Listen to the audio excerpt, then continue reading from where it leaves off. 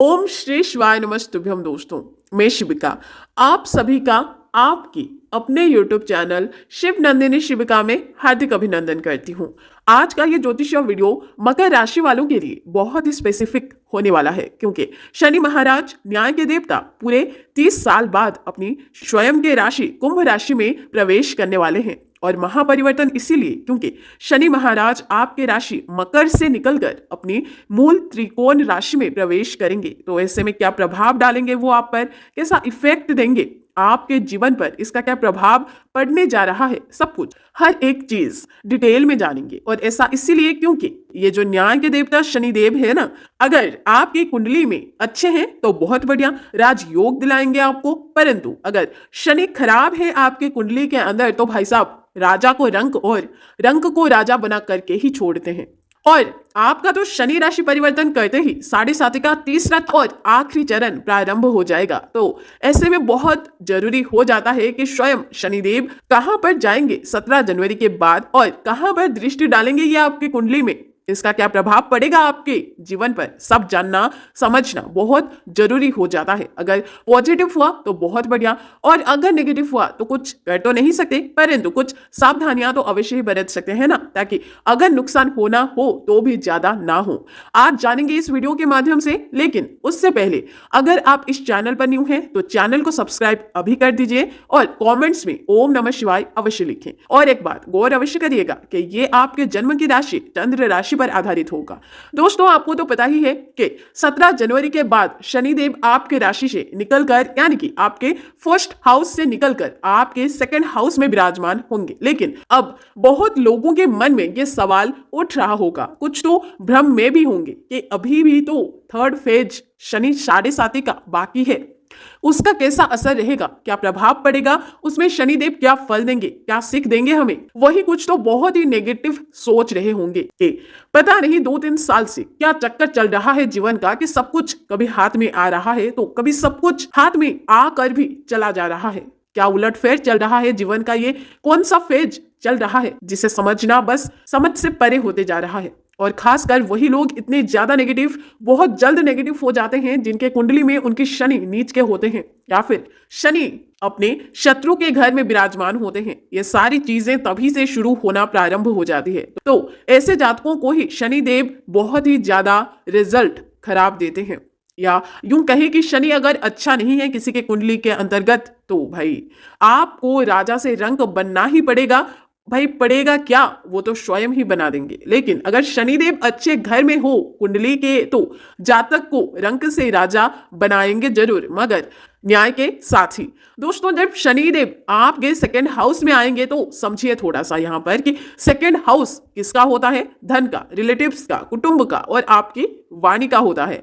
जब शनिदेव आपके second house में होंगे तो उनकी दृष्टि पड़ेगी कहां पर, आपके ठीक चौथे घर पर, 8वें घर पर, एकादश भाव पर पड़ेगी। तो ऐसे में जब शनिदेव सेकंड हाउस में विराजमान होंगे तो आपका फैमिली आपको सपोर्ट तो करेगा, परंतु परिवार को लेकर आप चिंतित हो सकते हैं। और जैसे कि कहा कि धन का घर होता है सेकंड हाउस, तो ऐसे में शनिदेव आपका जो आय से ज्यादा व्यय हो रहा था, यानी कि इनकम से ज्यादा खर्चा हो रहा था, उसमें रोक लगाएंगे, शक्ति बरतेंगे, यानी कि आपके जो फालतू खर्चे हो रहे थे उस पे शनिदेव विराम लगा देंगे। और ऐसे सिचुएशन में सेविंग्स के प्रति आप बहुत ही सख्त हो जाएंगे। आप सोचेंगे कि सेविंग्स और किस तरीके से किया जा सकता है, अर्निंग कैसे बढ़ा सकते हैं, कहां इन्वेस्ट करने से आपको बेनिफिट होगा। तो ऐसा कुछ आप 17 जनवरी के बाद से सोचना प्रारंभ कर देंगे। तो अगर आप अर्निंग बढ़ाना चाहेंगे तो ऑब्वियसली सी बात है कि शनिदेव आपसे काम भी तो बखूबी तरीके से कराएंगे ही ना, पर उतना फल भी आपको दे के जाएंगे।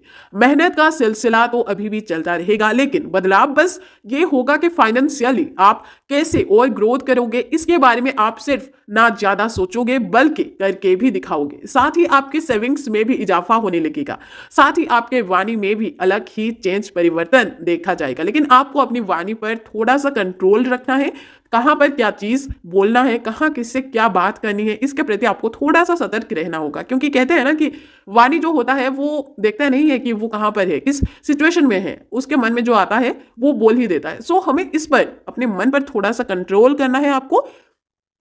तो यहाँ पर आपको थोड़ा सा अपनी वाणियों पर कंट्रोल रखना है ताकि कहाँ पर किस जगह पर क्या बोलना है उसके प्रति आप सतर्क रहें। इसी के साथ जब शनिदेव चंद्रमा के ऊपर से निकलेंगे, यानी कि आपके राशि के ऊपर से निकलेंगे, यानी कि जब आपकी राशि से कुंभ के तरफ जाएंगे, तो ऐसे में जिनका मन बेचैन था, बहुत चिंता कर रहे थे, जिनका फोकस जो बार बार इधर उधर डाइवर्ट हो जा रहा था, मन हमेशा जिनका परेशान रहता था, जो काफी ज्यादा डिप्रेशन के शिकार हुए थे, जो बहुत ही ज्यादा नेगेटिव सोच रहे थे, यानी कि जो अपने मन से परेशान थे कि पता नहीं आखिर क्या चल रहा है जीवन के अंदर, आखिर उनका मन इतना डिस्टर्ब क्यों है, जिनका मन वो जो चाह रहे थे उसके तरफ नहीं बल्कि किसी और के तरफ डाइवर्ट होते जा रहा था, जिनका मन उनका साथ नहीं दे रहा था, तो उनके लिए एक गुड न्यूज है। 17 जनवरी के बाद से आप इन सबसे धीरे धीरे आजाद हो जाएंगे और आप पॉजिटिविटी की तरफ ज्यादा अग्रसर होंगे, क्योंकि दोस्तों 17 जनवरी से पहले आपका शनि आपके राशि में विराजमान थे और मकर राशि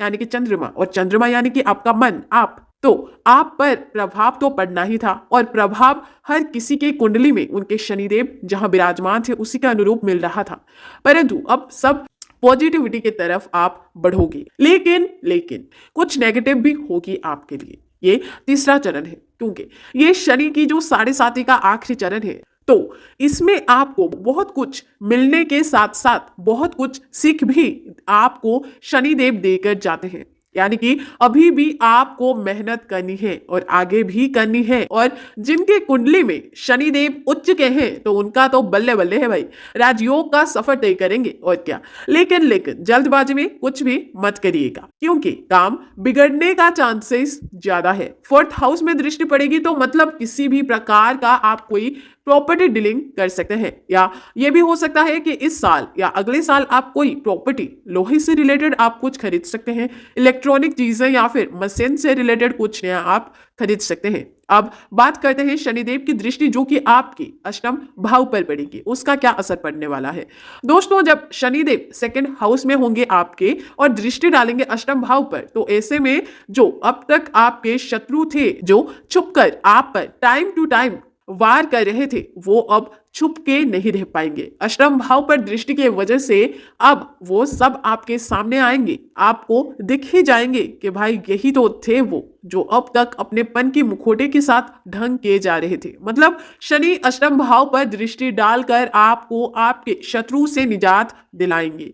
वहीं जो व्यक्ति अपने पार्टनर से परेशान थे या कर्ज जो था वो बढ़ता जा रहा था उनके ऊपर, उससे परेशान थे, और ऐसा इसलिए हो रहा था क्योंकि पहले शनि की दृष्टि आपके सप्तम भाव पे पड़ रही थी, पर अब राशि परिवर्तन करेंगे शनि तो उनकी दृष्टि भी चेंज होगी, तो अब से ऐसा नहीं होगा। वैवाहिक जीवन में जो प्रॉब्लम्स चल रही थी वो सब अब धीरे धीरे करके खत्म हो जाएगी। वहीं पहले आपके शनिदेव की जो दृष्टि थी वो आपके 10th हाउस में पड़ रही थी, तो हो क्या रहा था आपके साथ कि आप अपने आप को प्रूफ नहीं कर पा रहे थे, आप अपना 100% बेस्ट नहीं दे पा रहे थे किसी भी फील्ड में, जिससे कि आप अपना सेल्फ कॉन्फिडेंस लूज किए जा रहे थे, बॉस के सामने, फैमिली के सामने बस रॉन्ग प्रूफ हुए जा रहे थे। तो अब जब शनिदेव राशि परिवर्तन करेंगे तो उनकी दृष्टि जब 10th हाउस से चेंज हो जाएगी, आपका जो माइंड ब्लॉक था, जो आपका माइंड ब्लॉकेज में था, आपके थॉट जो लिमिट में रह चुके थे, अब वो इंडिपेंडेंट हो जाएंगे। आपका मन, आपका सेल्फ कॉन्फिडेंस बढ़ जाएगा, आप अपना बेस्ट दे पाओगे अब से हर फील्ड में, जिस भी फील्ड में आप हो। लेकिन 10th से दृष्टि हटेगी तो पड़ेगी कहां पर? 11th में।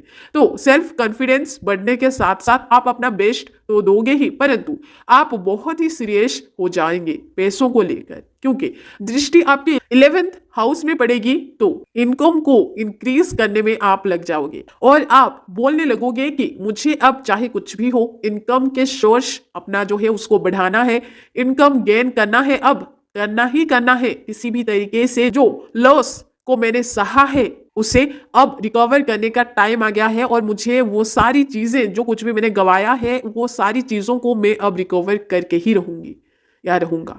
और ये स्पेसिफिक चेंजेस आपके अंदर देखा जाएगा 2023 और 2024 के अंदर, जिसके वजह से परिवर्तन की पॉसिबिलिटीज भी बनने वाले हैं। परिवर्तन आपका अवश्य ही होगा और आप सब कुछ रिकवर कर भी लेंगे 2 साल के अंदर अंदर। परंतु एक चीज का अभी भी आपको ध्यान में रखना है, खासकर जो लोग इन्वेस्ट करना ही चाहते हैं, वो भी बड़ा वाला, तो वो अपनी कुंडली में शनि का स्थिति देख करके ही आगे बढ़े। शनिदेव अगर अच्छे नहीं है या बुरे भाव में है या शत्रु के घर में है या फिर नीच के हैं, तो अवश्य गौर करें और उन्हें ठीक करें।